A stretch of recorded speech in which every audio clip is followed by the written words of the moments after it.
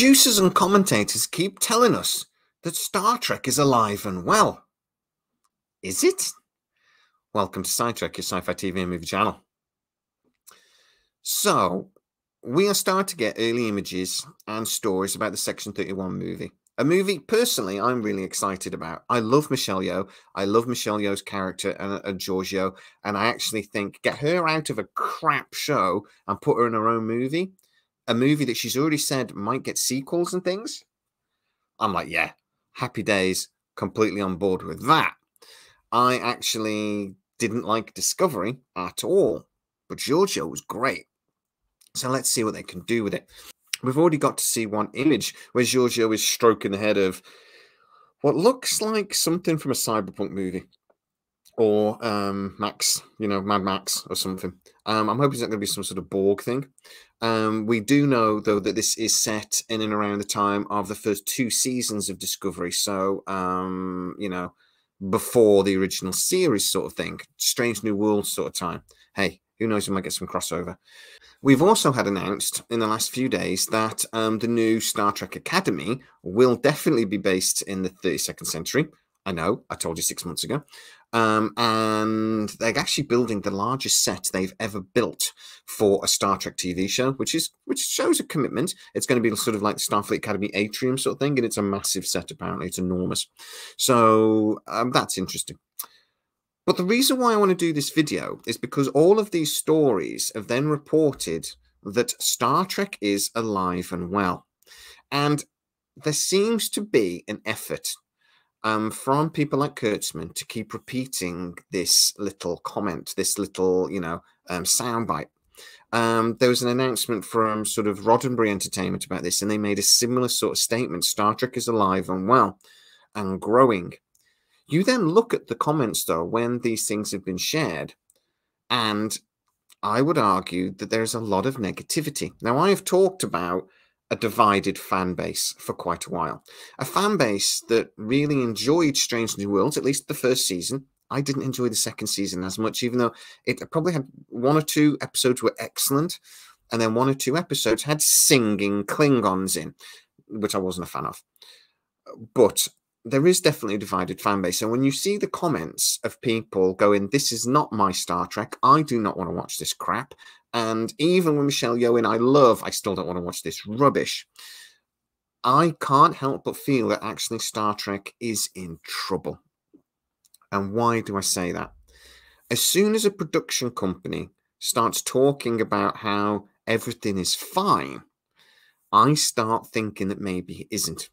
Now, I'm going to use a football analogy here because something similar happens when a manager's job is at risk. What the owners immediately say is that their job isn't at risk and we have 100% confidence in the manager.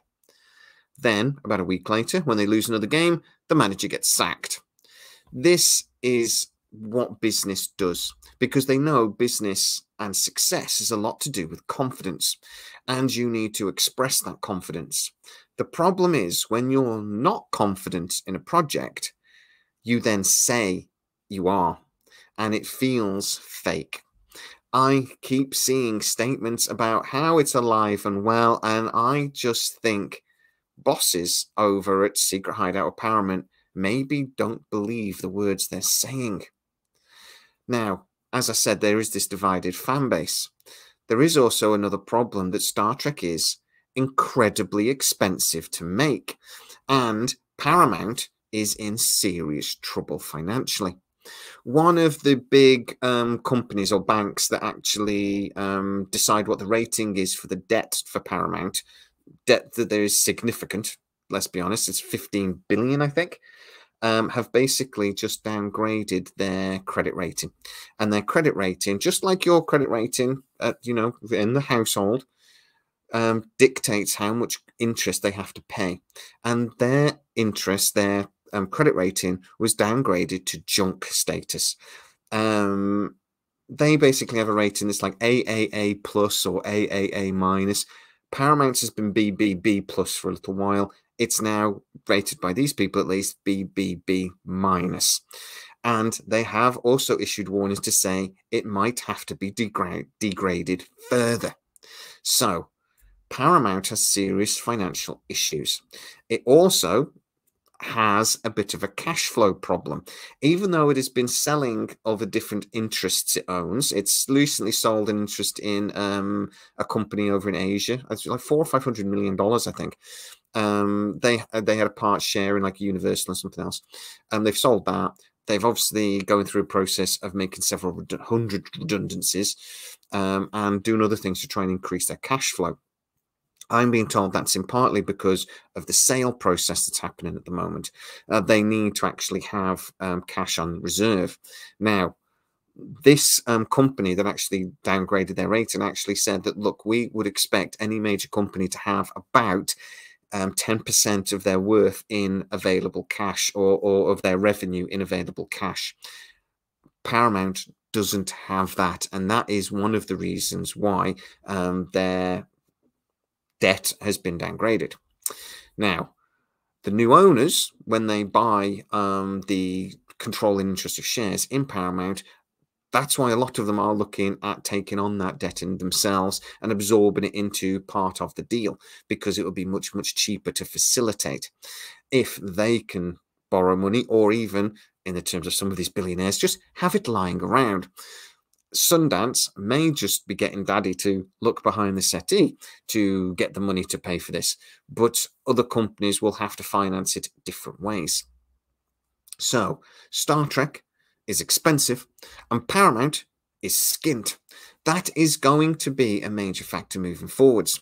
But also, sci-fi, like all other genres, does go through ebbs and flows. It goes through periods of popularity, and then it has periods where it's less popular.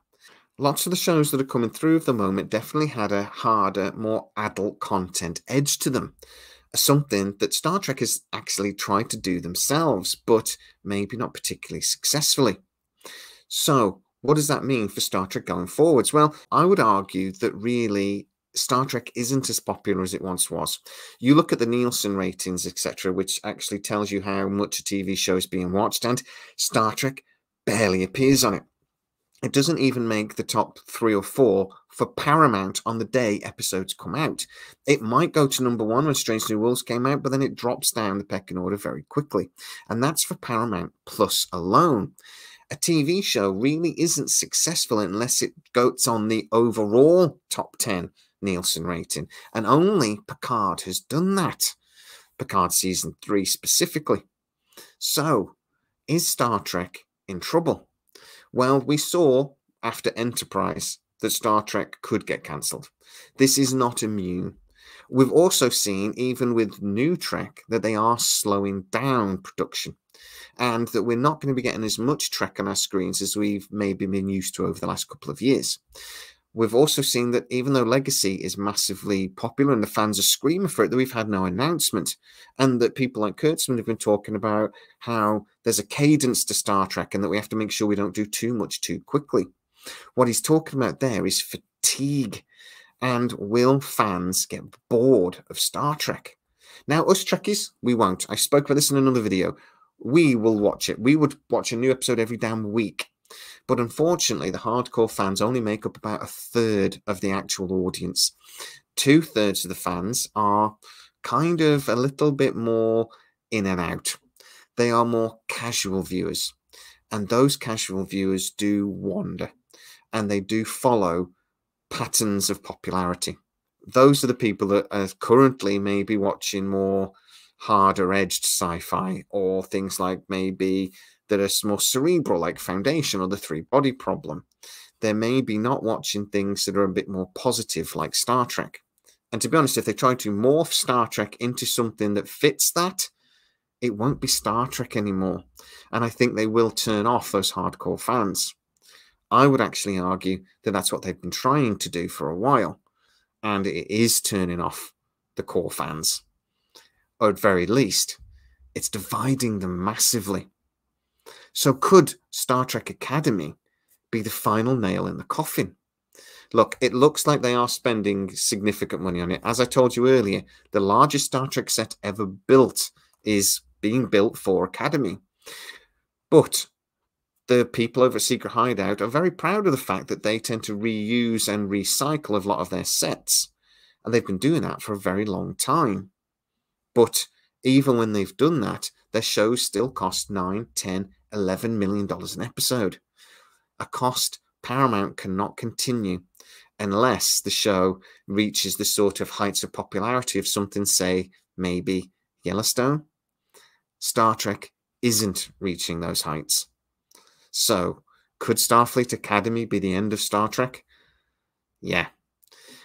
If this show is not successful, it really could lead to Paramount pulling the plug on Star Trek. And let's be honest, we don't know what the new owners are going to do. I don't believe that would ever be the end of Star Trek forever. I think it could be a break like we had before. But the problem is, it's not immune. There is no rule that says there must be Star Trek. And to be honest, if the creators don't start doing something a little bit more interesting with this series and get back to what the hardcore fans know as Star Trek, then I really, really think there is going to be a problem moving forwards. But guys, what do you think? Is the end of Star Trek nigh? Is there a real risk that Star Trek Academy could be the Star Trek Enterprise of this generation? Get into the comments and tell me exactly what you think. If you are new to the channel, please like, subscribe, hit that bell notification. It really helps us out. You'll never miss any of our new videos.